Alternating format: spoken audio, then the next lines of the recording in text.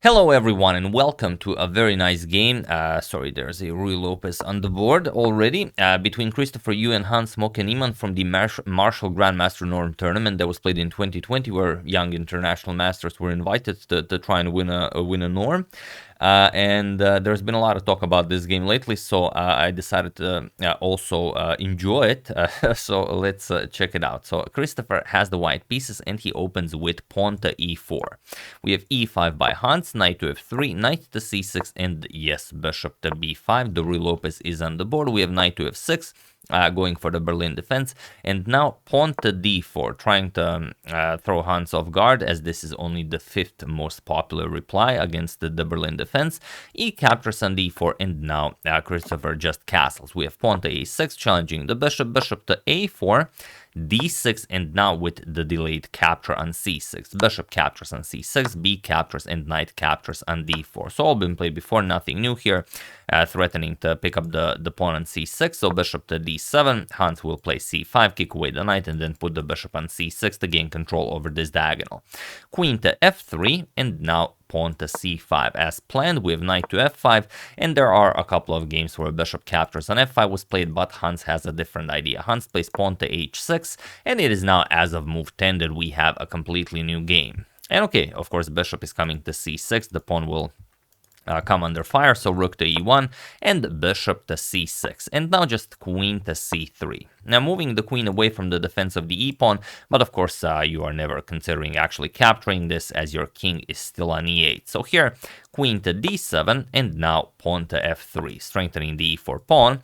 Queenside castles, and now we get to the moment of the game where things start to get very, very interesting. Now white is castled kingside, black castled queenside, and also Hans's queenside is a bit ruined, but white is behind in development, or maybe not behind, he just doesn't have everything sufficiently developed to start some sort of an attack. But also you can just start developing bishop to e3, you develop the knight rook, you start pushing some pawns. Anything is possible here. However, he decides to go for bishop captures on h6, and while this does win you a pawn, of course if g captures, then just queen captures on f6. Hans says, I'm of course not interested in that, but thank you for opening up the h file for me. And he strikes in the center with d5. And now, how do you play this? How do you react to this center being attacked? It's not easy. Plus also there's the g7 pawn. Do you capture on g7? Well, it's not all that clear. So what you could do here is of course play something like rook to d1. You put the rook on the d file, then the pawn cannot capture as the queen is on d7, and then something like knight to h5, adding a defender to the g7 pawn, and then the game might continue with something like bishop to c1. And okay, the game continues. Hans did get the open h file. White is up a pawn, but after d4, this doesn't feel all that comfortable for white. So that's one way to do it. Christopher, on the other hand, after this d5 move, decides to capture on g7, which opens up the g file for the black rooks as well.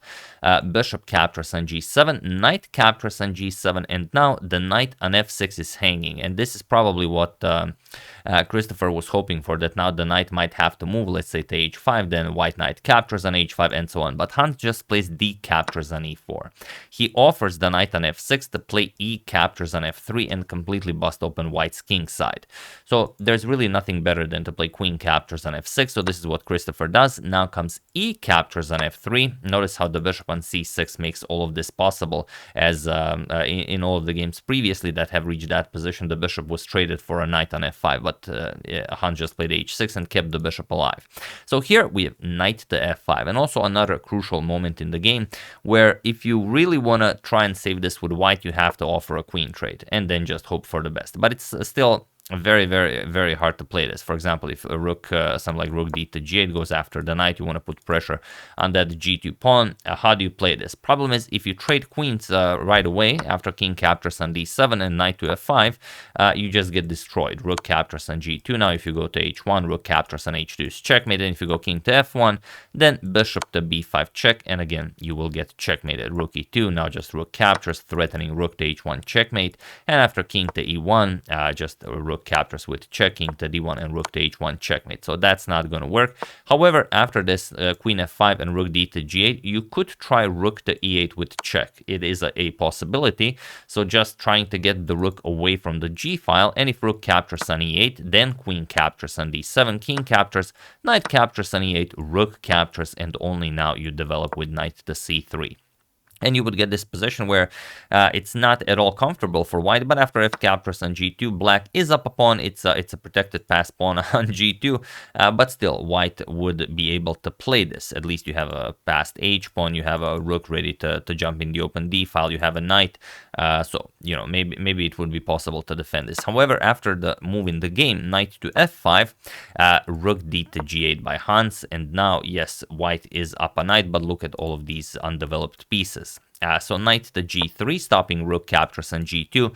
Now Hans even takes a moment to get his king to a bit of a safer square. He plays king to b7, as it doesn't appear that white has any moves left. Here, pawn to a4, trying to get that rook into the game. And now it's actually a forced checkmate in 12, or however many moves you want, as, well, there are many possibilities here, but it's not going to be possible to defend this for white.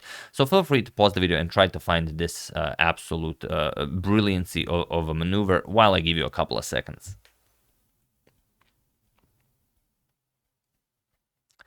So for those of you who were able to do it, congratulations on going right for the white king. And for those of you who just want to enjoy the show, it is of course rook captures on h2. A very nice rook sacrifice that, of course, can never be accepted. If you play king captures on h2, then again, only one winning move. You have to be very precise. Queen to g4, and now there is no way to defend this. If you play queen e5 to guard the knight, f2, not only attacking the rook, but also taking away the g1 square from the white king. Now queen h4 will just be checkmate, so there's no stopping this. See, if you try something like rook e4, it's a silly move, but then f1 queen. And now everything is checkmate. If you move the knight to capture the queen, then just queen captures on g2. If you move the rook to capture this queen, then the bishop and queen combo delivers checkmate on g2. So, I mean, it's a complete mess of a position.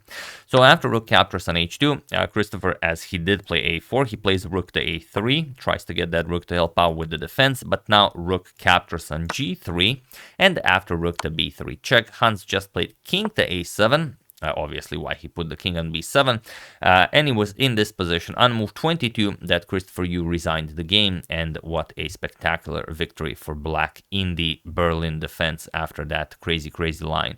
So here there's just no move you can make. I mean, everything is just gonna capture on g2, and that's it. You could try running away with the king, but it's a matter of a simple few checks. For example, f2 now opens up a discovered check, king e2, queen to e8 with check, and now it doesn't really matter where you go to d1, where you can just capture here, bring another queen into the game, deliver checkmate. So really whatever you want to do.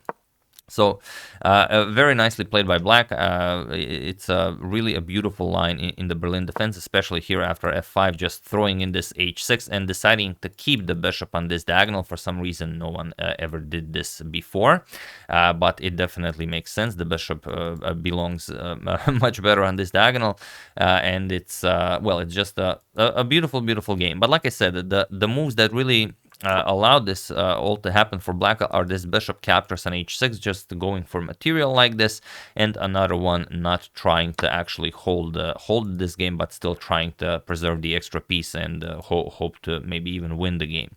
But yeah, those were the two big mistakes that Christopher made, and that allowed this 22 move brilliancy to occur.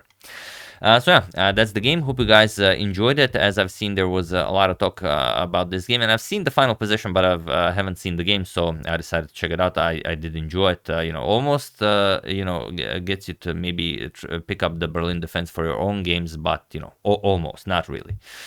So yeah, that's the game. Hope you guys enjoyed it. Another nice one in the Hans Niemann saga. I would like to thank Saurav Medirata, Michael Ovens, Ravishing Reptiles YouTube, James Doran Lubok, and Where is AGADMATOR for a contribution to my channel. Thank you a lot. I really appreciate it.